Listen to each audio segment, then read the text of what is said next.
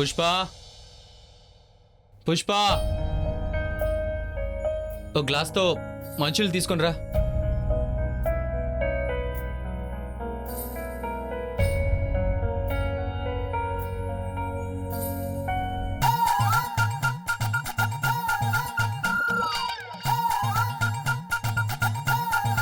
ఈ రోజు నా హీరో బాగా అలసిపోయినట్టుగా అనిపిస్తున్నాడు. తన తల నొక్కుతాను.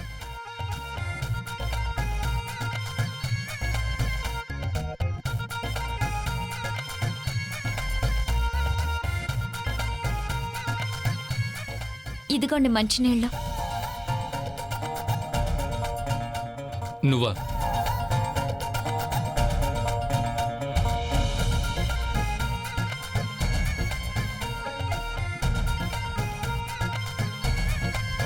ఇక్కడే నిలబడి నా ముఖం చూస్తున్నావేంటి? ఏదైనా సీరియల్ కనిపిస్తుందా? వెళ్ళెక్కడి నుంచి.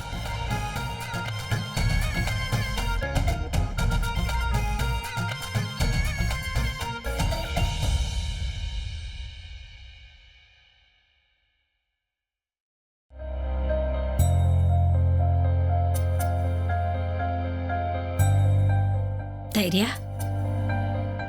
బాబు, ఈ మధ్య నువ్వు చాలా చిక్కిపోయినట్టు కనిపిస్తున్నావు తెలుసా? నువ్వు అస్సలు నీ ఆరోగ్యం పట్టించుకోవడం లేదు. ఇది మంచిది కాదురా. సర్లే, ఇదిగో ఇది తిను. లేదమ్మా, నాకు మూడ్ లేదు, ప్లీజ్. ఏమైంది ధైర్య? నువ్వు చాలా దిగులు పడుతున్నట్టున్నావు. దిగులు పడక ఏం చేయనమ్మా? నేను ఒక పని మీద వెళ్ళాను కదా, ఆయనకి గ్యారంటీ కావాలంట. అది కూడా అన్నయ్యదే. అన్నయ్య గ్యారంటీ ఇచ్చిన తర్వాతే పనిస్తారంట. ఇందులో దిగులు పడాల్సిన విషయం ఏముంది? మన ప్రతాప్ గ్యారంటీ ఇస్తాడేరా. అన్నయ్య ఇస్తాడని నీకు అనిపిస్తుందా? ఎందుకు ఇవ్వడనుకుంటున్నావురా? ఒరే, నువ్వు వాడికి చిన్న తమ్ముడివిరా. వాడి బాధ్యత ఇది. పద, ముందు మనం వెళ్ళి వాడితో మాట్లాడదాం. దా. ప్రతాప్, చూడండి నా పట్ల ఎంత దారుణం జరుగుతుందో. ఎన్నేళ్ళు మనిద్దరం కలిసి ఇంటి బాధ్యతను తీసుకున్నాం కదా, అందరికీ అండగా నిలబడ్డాం కదా. కానీ మన ప్రేమకు ఎటువంటి విలువ లేకుండా పోయింది ఇంట్లో.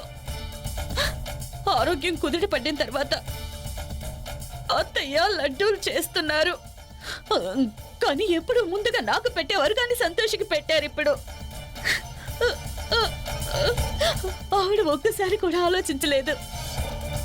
ఆవిడ కళ్ళకు ప్రాబ్లం వచ్చిన తర్వాత ఈ ఇంటి బాధ్యత నిర్వర్తించడంలో అందరికంటే ఎక్కువ నేనే ఆవిడకి సహకరించానని. అలాగే ధైర్య ప్రతి అవసరాన్ని కూడా నేను అమ్మలా తీర్చాను. కానీ నాకే అన్యాయం చేస్తున్నారు.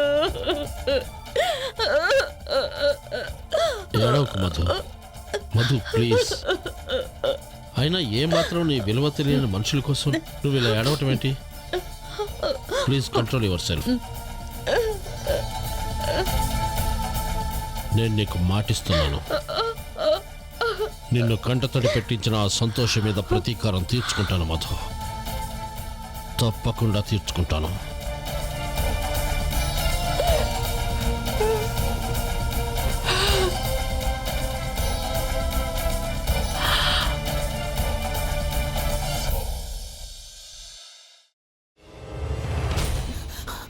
నువ్వు ఇంకేమన్నా చెప్పాలా?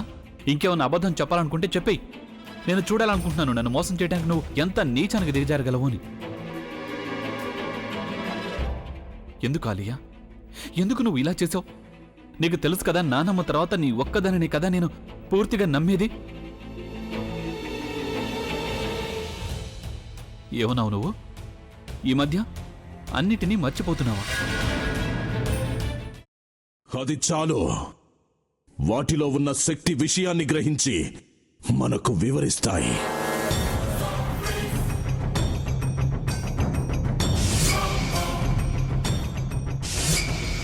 ఎవరు ఆ దండ విప్పొద్దు, గది తలుపులు తెరవద్దు.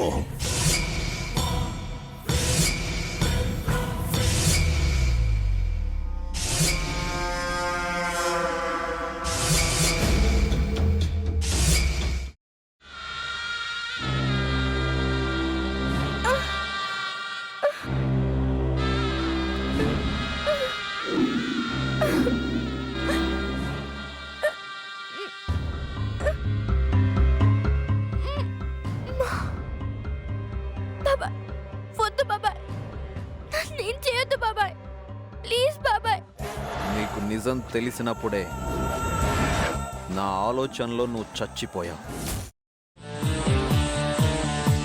అబ్బా ప్లీజ్ కొంచెం తినండి ప్లీజ్. భీమారావు గారు మీరా? ఇగో మీరా కాదు సక్కుబాయ్. అవును, మీ పనామే లేచిపోయిందని చెప్పి కంప్లైంట్ ఇచ్చినావు కదా. రేయ్, ఆయన కంప్లైంట్ ఇచ్చింది లేచిపోయిందని కాదు, కనిపించడం లేదు అని. అచ్చా, అట్లానా? సరే మేడం. ఇడియట్. ఆ వంట మనిషి పేరేంటన్నారు? రత్తాలు మేడం. ఏం పెద్ద మంచి, నీ వంట మంచిని కూడా మేడం అని పిలుస్తావా? రేయ్ హాఫ్ బ్రెయిన్,